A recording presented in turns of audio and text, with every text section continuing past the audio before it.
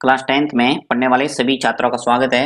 हम पढ़ रहे हैं बोर्ड द्वारा जारी जो नमूना प्रश्न पत्र है उसको एक एक करके हमने सभी प्रश्न कर दिए। 27 तक पहुंच गए हम और वो सभी वीडियो आप प्लेलिस्ट में देख सकते हैं यदि आपने वो वीडियो नहीं देखे हैं तो आज हम देख रहे हैं कि बारंबारता बंटन जो दे रखी है उसका माध्य किस प्रकार से निकाला जाता है। तो चलिए इसको देखते हैं कि ये प्रश्न है किस ढंग से माध्यक निकलेगा। इसका लिखा हुआ है कि निम्न बारंबारता का माध्य ज्ञात कीजिए। अब की बार आपके जो बोर्ड द्वारा संशोधित पाठ्यक्रम है उसके अंदर या तो आपके आया माध्य या फिर आएगा माध्यक। तो दोनों को अच्छे ढंग से तैयार करना है। माध्य निकालने की 3 विधियां मैंने बताई है, प्रत्यक्ष विधि, कल्पित माध्य विधि और पद विचलन विधि। इन तीनों से संबंधित वीडियो आपको प्ले लिस्ट में मिल जाएंगे। आप तीनों वीडियो को अच्छे ढंग से तैयार कर सकते हैं। पर्टिकुलर एक नाम से कोई अगर सवाल आता है तो आपको उसी विधि को इस्तेमाल करना पड़ेगा। सिंपल सा आपको पूछा जाता है कि माध्य ज्ञात कीजिए तो आप कोई भी विधि उसको इस्तेमाल कर सकते हैं जो भी आपको आती है। परंतु अगर ऐसे पूछ लिया कि आपको पद विचलन विधि से माध्य ज्ञात कीजिए तो आपको उसी विधि से माध्य निकालना पड़ेगा, तभी आपको नंबर पूरे मिलेंगे। राइट, आज हम देखते हैं माध्य किस ढंग से निकाला जाता है वर्गीकृत बारंबारता बंटन का। तो यहाँ पे मैंने एक सवाल लिया है, आपके मॉडल पेपर है उसी के अंदर से ये सवाल लिया मैंने और इसका माध्यक निकालते हैं। दे रखा आपको वर्ग अंतराल और बारंबारता, ठीक है। तो इसके लिए आपको टेबल बनानी है, इस टाइप की 3 कॉलम वाली टेबल बनानी है। माध्यक जब भी सवाल आता है माध्यक से संबंधित तो आपको टेबल बनाना है, उसके अंदर 3 कॉलम खींचना है, ठीक है।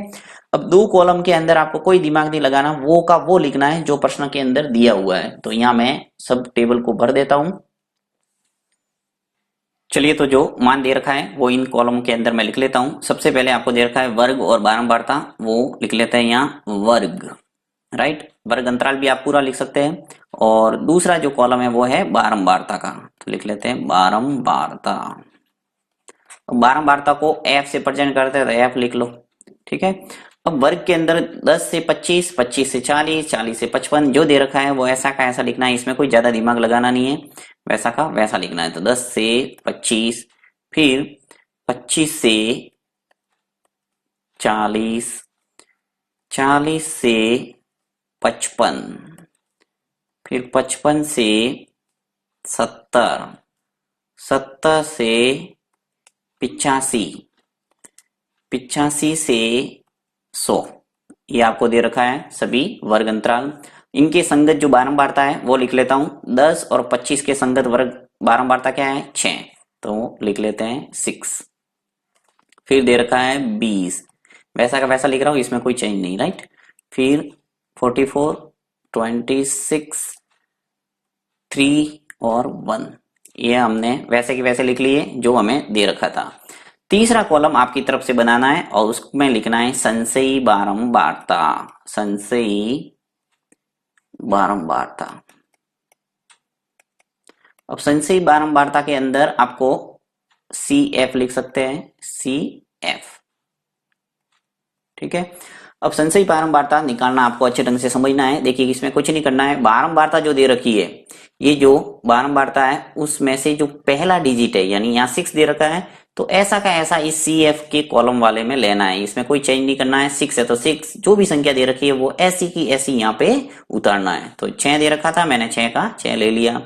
फिर देखिए ये जो 6 है इस नेक्स्ट जो डिजिट है बारंबारता का उसके अंदर जोड़ना है, यानी 6 को 20 में जोड़ेंगे तो क्या आ जाएगा? 26, यानी 6 को मैंने 20 के अंदर जोड़ा है तो क्या आ गया मेरे पास? 26। उसके बाद में क्या करना है, ये जो 26 है इसको जोड़ना है इस 44 के अंदर, यानी नेक्स्ट डिजिट है वो जोड़ते जाना है कुल मिला के। तो 26 के अंदर 44 जोड़ेंगे तो क्या आ जाएगा अपने पास? 70। राइट, अब जो 70 आ गया इस 70 के अंदर 26 को जोड़ना है। तो 70 के अंदर जब 26 को जोड़ेंगे तो आ जाएगा हमारे पास कितना? 96। अब 96 के अंदर इस 3 को जोड़ना है। 96 के अंदर 3 को जोड़ूंगा तो क्या आ जाएगा मेरे पास? 99। और 99 के अंदर ये 1 जुड़ेगा तो क्या आ जाएगा? 100। ओके, तो ये आ गया पूरे कॉलम के अंदर सभी संशयी बारंबारता के मान। अब आपको क्या करना है, अब ये टेबल बन गई। टेबल के बाद में आपको क्या करना है, जो ये बारंबारता दे रखी है एफ, इसका करना है योग, यानी यहाँ पे हम एन निकालेंगे। क्या निकालेंगे? एन। एन या फिर कह सकते हैं सिग्मा एफ। राइट, अब सिग्मा एफ जो दे रखा है इसका करना है योग। तो 6 20, 44, 26 और 3 और 1 इन सबको जोड़ेंगे तो आ जाएगा 100। ये आपको ध्यान रखना है कि ये संख्या और ये संख्या समान आएगी।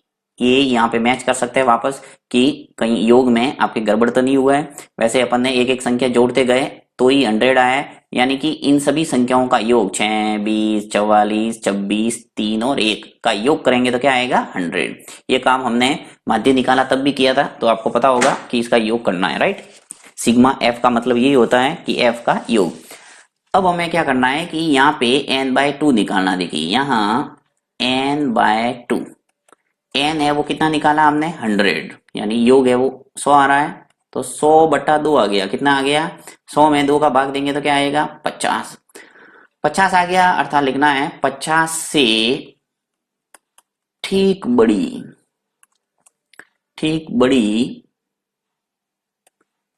संशयी बारंबारता। अब संशयी बारंबारता के अंदर आपको 50 से ठीक बड़ी संशयी बारंबारता कौन सी है वो देखना। देखिए यहाँ पे 6 है, फिर 26 है, फिर 70 है, 96, 99 और 100 है, ये संशयी बारंबारता है। इसके अंदर देख लो ये जो 50 आया है यानी n/2 जो भी आता है उससे ठीक बड़ी संशयी बारंबारता देखना है। तो ठीक बड़ी संशयी बारंबारता 26 के बाद में सीधा क्या आ रहा है 70, तो 50 से ठीक बड़ी कौन सी हुई 70 हो गई, राइट। तो यहाँ लिखेंगे कि 50 से ठीक बड़ी संशयी बारंबारता क्या है 70 है, जिसके संगत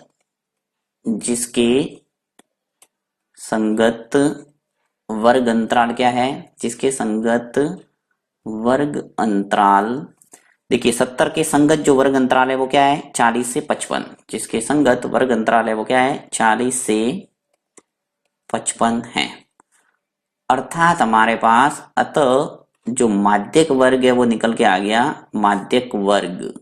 माध्यक नहीं निकला है, क्या निकला है माध्यक वर्ग। माध्यक वर्ग आ गया हमारे पास 40 से 55।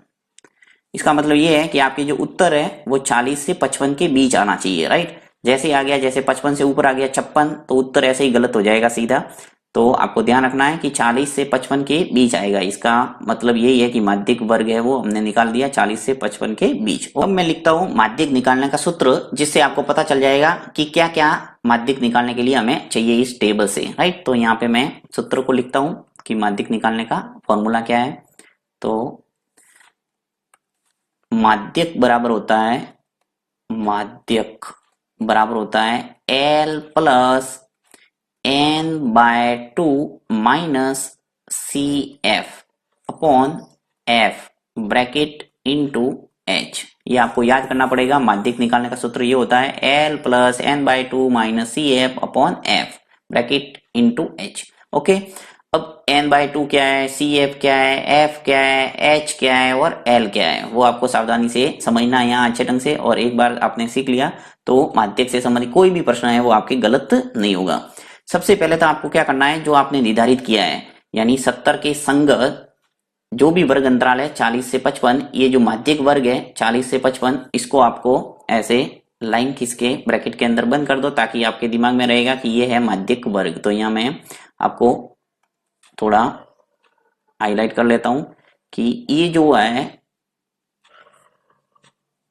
40 से 55 वाला जो कॉलम है पूरा ये माध्यक वर्ग का है, ठीक है। अब देखिए 40 से 55, 44 और 70 इसके संगत हम सभी मान को लिखेंगे। माध्यक बराबर होता क्या है L प्लस, अब L क्या है माध्यक वर्ग की निम्न सीमा, ये आपको ध्यान रखना है। माध्यक वर्ग की निम्न सीमा क्या हो गई 40। देखिए माध्यक वर्ग है वो क्या है 40 से 55 है, तो इसकी जो निम्न सीमा है वो 40 है और उच्च सीमा 55 है। तो यहां से निम्न सीमा को लेना है, तो L की जगह क्या लिखूंगा मैं, देखिए यहां मैं लिख रहा हूं L, ये L है वो क्या है 40, ये लिख लिया मैंने 40। फिर ब्रैकेट n/2, अब n/2 मैंने पहले ही निकाल दिया। देखिए n/2 हमने निकाला, उसके संगति हमने माध्यक वर्ग को डिसाइड किया। देखिए n/2 है वो क्या निकाला मैंने 50, n का मान 100 है और 100 में जब 2 का भाग दिया तो क्या आ गया मेरे पास 50। तो यहाँ मैं सीधे लिख लेता हूँ n/2 की जगह 50 लिख लेते हैं, तो यहाँ लिख लेता हूँ 50।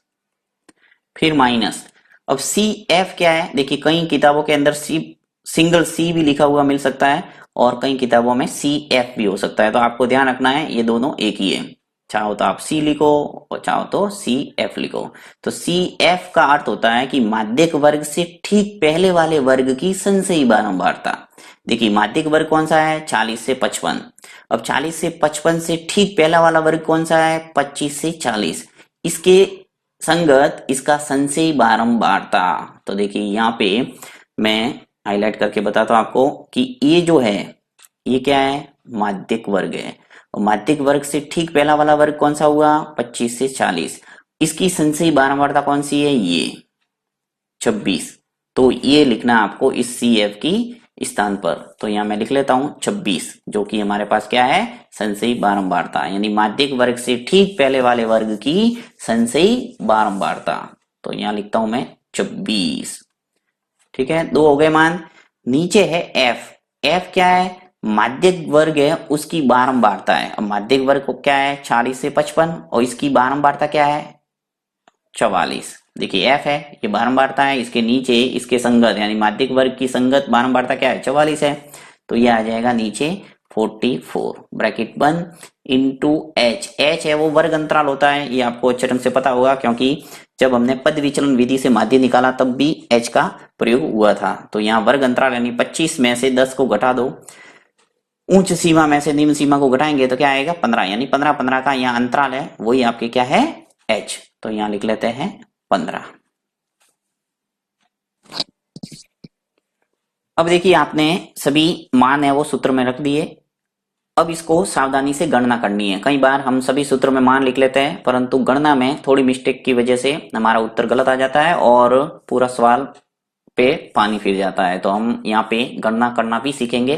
तो मैं आपको गणना कैसे करना है वो भी बता रहा हूँ। देखिए सीधा इसका उत्तर न लिख के मैं आपको बताता हूँ कि गणना किस ढंग से करना है। आपको सबसे पहला काम तो ये करना है कि ये जो 40 है इसको बिल्कुल डिस्टर्ब करना ही नहीं, यानी 40 तो ऐसा का ऐसा उतारना, लास्ट में सिर्फ जोड़ने में इसका उपयोग होगा। यहाँ प्लस कर देंगे, 50 से 26 को घटा दो, 50 में से 26 गए तो क्या बचा, 24। ओके, और नीचे है 44, इसमें भी कोई चेंज नहीं, ऐसा का ऐसा। और यहाँ लिख रहा हूं इंटू में 15। फिर आगे बढ़ते हैं, ये जो 40 है ऐसा कैसा लिखा है, फिर प्लस।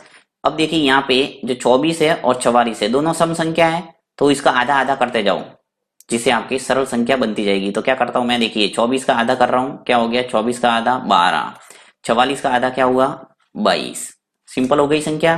फिर मैं और आगे ब्रैकेट लगाता हूं और फिर इसको लिखता हूं 15। फिर आगे बढ़ते हैं, देखिए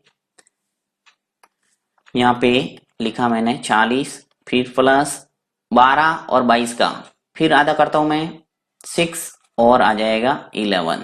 संख्या बिल्कुल सरल हो गई। देखिए यहाँ पे 6 हो गया, 12 के आधा किया, यहाँ पे 12 भी सम संख्या और 22 भी क्या है, सम संख्या, तो आधा आधा हो सकता है आराम से। तो 12 के आधा किया तो क्या आया 6 और 22 का आधा किया तो क्या आया 11। ठीक है, अब इंटू में ये जो 15 है ये 15 लिख दिए, 40 ऐसा का ऐसा, फिर प्लस। अब ऊपर ऊपर संख्याओं का गुणा कर दो। देखिए 11 का भाग इजीली आप दे पाएंगे, तो 6 का गुणा 15 से करेंगे तो क्या आ जाएगा 90।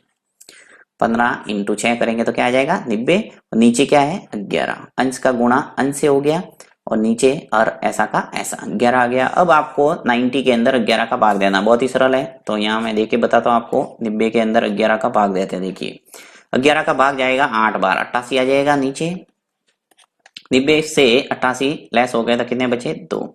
अब भाग नहीं जाता था क्या करते हैं, पॉइंट लगाते हैं, पॉइंट लगा दिया, नीचे आ गया 0। 11 का भाग 20 के अंदर कितनी बार जाएगा, एक बार, ये आ गया 11, शेष हो जाएगा वापस 20 में से 11 गए, क्या बचे 9। अब देखिए पॉइंट लगा हुआ है तो 0 लगा सकते हैं इजीली, वापस आ गया 90, तो वापस कितनी बार भाग जाएगा 8 बार, 88 आ जाएंगे और शेष बचेगा अपने पास 2। तो ये प्रोसेस चलता रहेगा, आपको हमेशा पॉइंट के बाद में 2 संख्या तक भाग देना है बस, और वही आपके लगभग में उत्तर आ जाएगा। तो यहाँ मैं लिख लेता हूं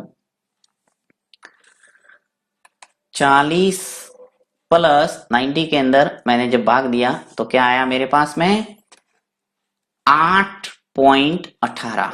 8.18, तो यहाँ लिख लेता हूं 8.18। अब आपको जोड़ना है, 40 प्लस 8.18। बहुत जने ऐसे हैं जिनको जोड़ना भी नहीं आता, यानी पॉइंट वाली संख्या और बिना पॉइंट वाली संख्या को कैसे जोड़ेंगे, तो वो भी मैं यहाँ क्लियर करता हूँ।